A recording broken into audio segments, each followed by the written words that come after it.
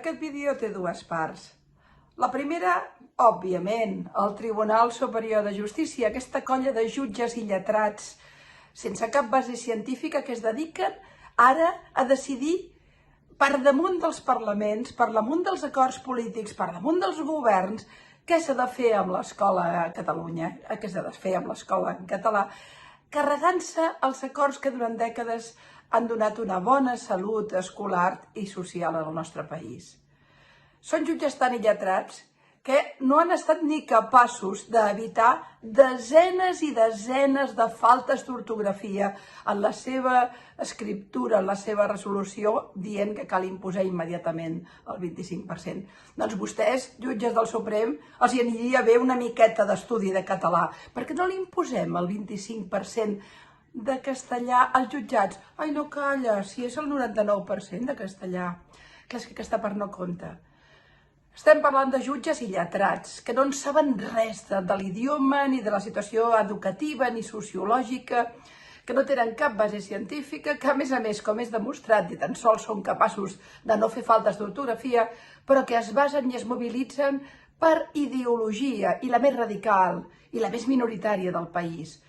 Quatre forofos radicals espanyolistes acaben convertint l'escola en allò que volen gràcies de la mà de jutges ideològics. El que fa el Tribunal Superior de Justícia amb el català és allò que se'n diria no només una veritat i una bestiesa científica i educativa, sinó que a més és clarament un cop de puny a la lògica democràtica d'un país. Vostès no són jutges, vostès són ideòlegs, vostès no imparteixen justícia, vostès imposen ideologia. Ara bé, un cop dit això, per què no parlem una mica de nosaltres? Perquè, clar, ho tenim molt fàcil quan la culpa la tenen sempre els altres. Òbviament no li traurem ni un gramet de culpa a aquests jutges ideològics. Però també hem de fer una mica de recorregut. Per què ha passat això finalment? Recordin que això neix de la llei Wert, la famosa llei Wert, que després s'havia de reconvertir en la llei Celaá. I quan es va reconvertir en la llei Celaá, recordem perfectament que els rufians i companyia ens van absolutament dir que caldria, que blindarien el català i a partir d'aquell moment no passaria res. No el van blindar. No van demanar ni aconseguir que el govern socialista, no el pepero, retirés la demanda contra la Generalitat pel tema del 25%, que d'aquí venen ara, d'aquí plora ara la criatura. Per tant, el primer que hem de fer és que ja sabem com se les gasten els contraris a l'idioma, però i els defensors? Els que portem la bandereta? Ho hem fet bé?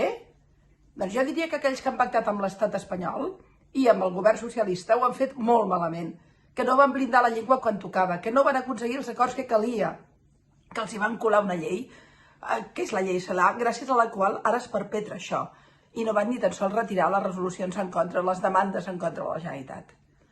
I finalment hi ha una tercera cosa. Escolti'm, conseller Cambray, representants polítics, govern català, govern de Catalunya, d'acord, imposem el 25% de castellà, però vostès em garanteixen, sota inspecció diària a les escoles, que l'ensenyament en català serà el 75%? Perquè vostès menteixen. Govern de la Generalitat.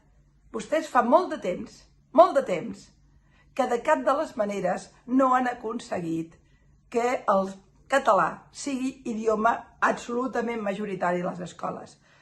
A molts llocs no s'arriba al 30 ni al 40, o no s'arriba al 50, ja no caldria més. Però a més els patis pràcticament domina el castellà. Si parlem de les universitats o dels graus superiors, el castellà és dominant en 80 i 90%.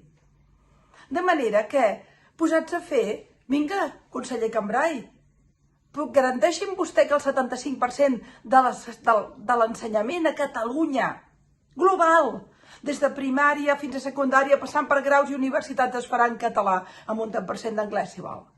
M'ho garanteixen? Perquè a hores d'ara ha fallat completament la inspecció i el control en aquest sentit. S'ha permès que lentament l'escola catalana segueix castellanitzant. I el problema ara ja no només el tenim amb jutges ideològics que intenten imposar els seus paràmetres ideològics i radicals. La tenim en què realment ha anat a poc castellanitzant-se l'escola, entre altres coses perquè no hem fet les funcions que calia fer. Hem anat assumint la normalització del castellà i ara el tenim completament dominant a l'escola catalana. Per tant, escolti'm, 25% de castellà, no diré que firmo, perquè evidentment és una barbaritat acceptar una imposició judicial, però és que gairebé signaria, perquè és que no arribem ni al 75, ni al 70, ni al 60, ni al molt sovint, ni al 40, i en alguns llocs a l'Estradari ni al 30%. I repeteixo, i si passem a estudis superiors, aquí ja hem begut oli, el català desapareix. Per tant, sí, tenim els enemics del català que actuen amb el poder de les togues i amb el poder de la política. I aquí tanta responsabilitat en tenen els del Tribunal Superior de Justícia com els del PSOE, que ja han dit que ara enviaran inspectors a veure si es compleix això. Quina puta vergonya. Perdó, punyetera vergonya. M'he equivocat. Però un cop dit això, Generalitat de Catalunya, compleixi amb el català a l'escola. Per què no ho fan?